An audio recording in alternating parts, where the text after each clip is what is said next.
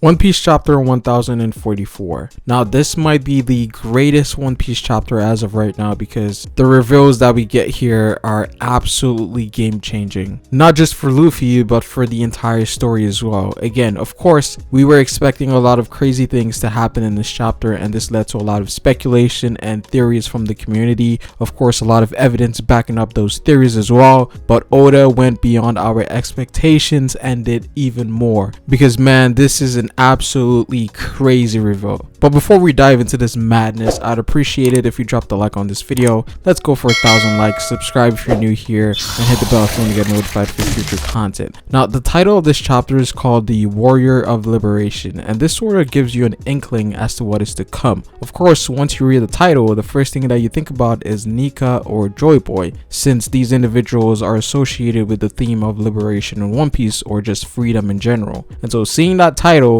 you're already excited going in, because I was. Now the chapter starts off with everyone's reaction to the drums that we were hearing in the previous chapter, in which people started to notice something, and we even get a dialogue from Luffy in which he states that even though he lost, he feels like he's having a blast, and he's even wondering as to how he's able to stand up in the first place, because it would seem that Luffy is now energized by this new power, and the drums were so loud that people were able to hear it. Now I'm not sure if this is because they have observation haki or it was actually making sounds, but I think it's more of the former because we had Sanji, Zoro, Kid Law, and Marco react to it, and we know all of these guys are proficient users of haki, and so because they had observation, they were able to pick up on this weird rumbling that was taking place, and no one was sure what it was, but they did understand that it was Luffy and that he was still alive, and this was definitely a relief for a lot of people, specifically for Nami and Otama. Now we deviate back to the Gorosei, and man oh man, the reveals we get here are absolutely stunning. Of course, whenever we come to these guys, they are always bound to drop some knowledge about the history or the world or something, right? So this was exciting going in. Now we come to find out as to why Luffy was put on the priority list to be killed instead of Nico Robin, as that has been a question that we've had for quite some time now, and this goes back to the devil fruit, whose name that the world government erased from history in order for people not to realize what its true power is. And of course, that devil fruit that they were talking about here is the Gomu Gomu no Mi, as we all expected. Interestingly enough, they also mentioned that they've been trying to acquire the Gomu Gomu no Mi for 800 years, but it seems that every time that it almost falls in your hands, it somehow escapes,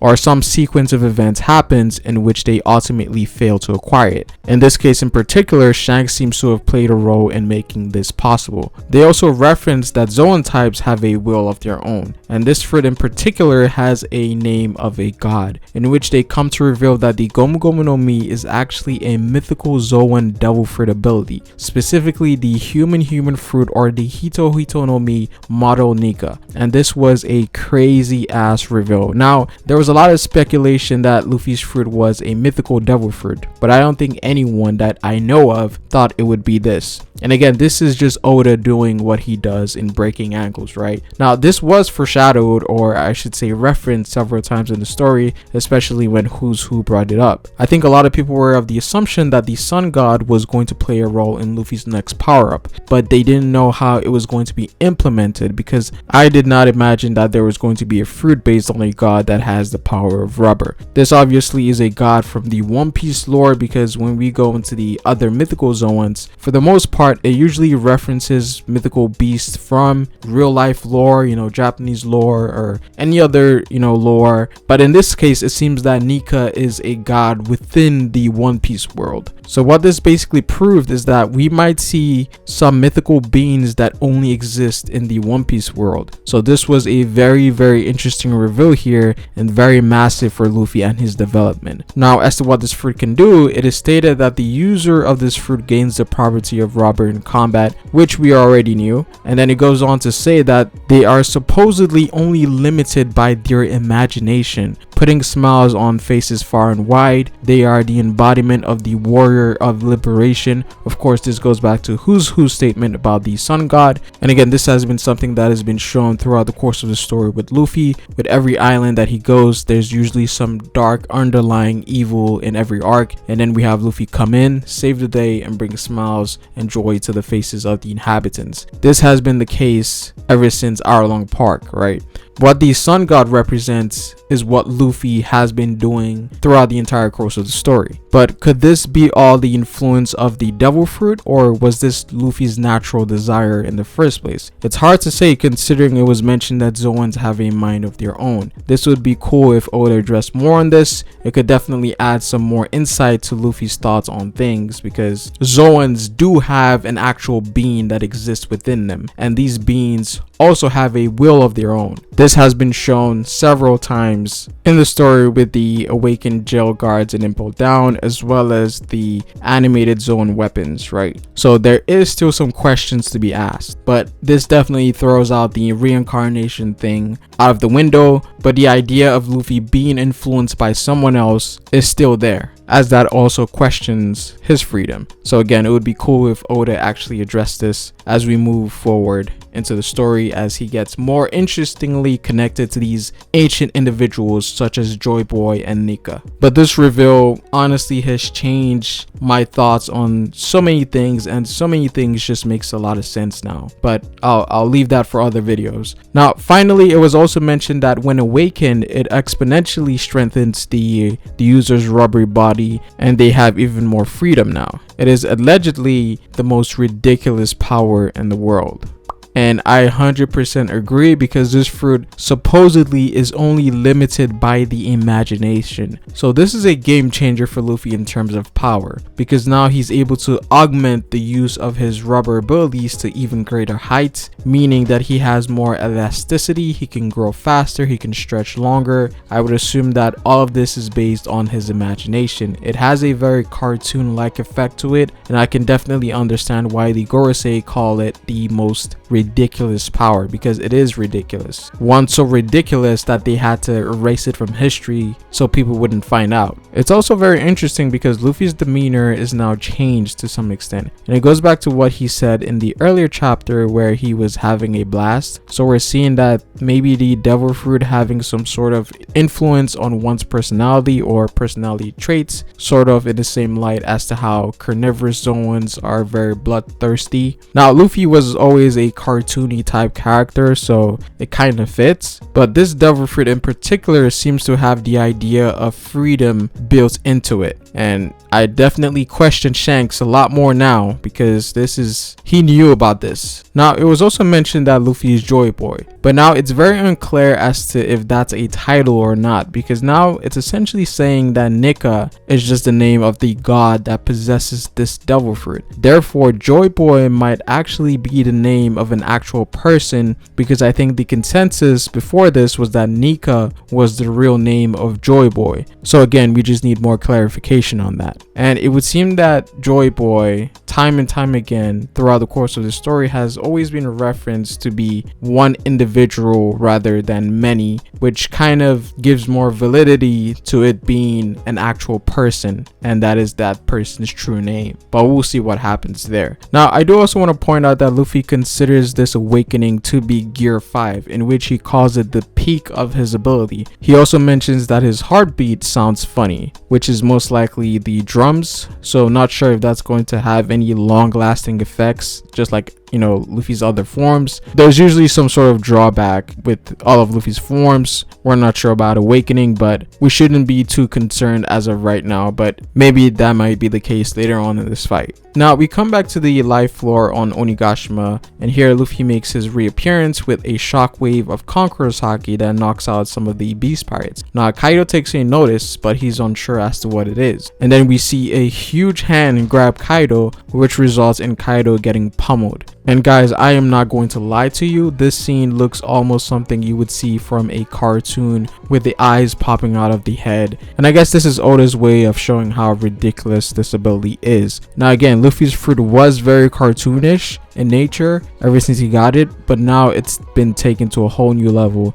and again it fits Luffy's character perfectly. We do also get to see Kaido's reaction to all of this, in which he's actually glad Luffy's still alive, because he did not want to win like that, especially considering what happened to him decades ago with Odin and his reaction from the previous chapter. So it looks like Kaido is back for some more. We do also see Luffy display environmental awakening, in which he's able to affect his surroundings with his ability. And here we come to see that he's able to deflect Kaido's Boro Blast back to him. So not only is his awakening the augmentation of his body, but also it gives him the power to affect his surroundings as well. And again, there might be more to it that we don't know. This is just the beginning of him using awakening, and especially considering the gooey substance that we saw in the last part of the previous chapter, we don't see that here. So maybe that's another part of his power that we're going to see moving forward. And in terms of design, this form looks pretty clean, has elements of being very cartoonish and cool at the same time, just like his other forms, particularly in Gear 4th. So I will say that I do like the design. Now I do have a theory about what we're going to see with Gear 5, but I'll talk more on that in my next video, so look forward to that. But again, I'm excited for Luffy versus Kaido now, because mythical Zoans seem to have a whole different tier